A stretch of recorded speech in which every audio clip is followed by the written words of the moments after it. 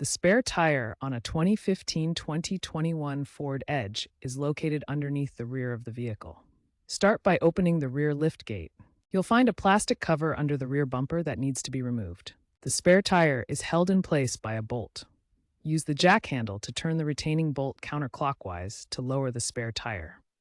The jack and lug wrench are stored in a compartment in the cargo area, typically under the floor panel, secured by a strap or Velcro. First, ensure your vehicle is safely parked on a level surface with the hazard lights on. Engage the parking brake and chock the wheels. Locate the lug wrench and slightly loosen the lug nuts on the flat tire before jacking up the vehicle. Position the jack at the designated jack points behind the front wheels or near the shock absorbers in the rear. Raise the vehicle until the flat tire is off the ground. Fully unscrew the lug nuts and remove the flat tire. Mount the spare tire onto the wheel studs.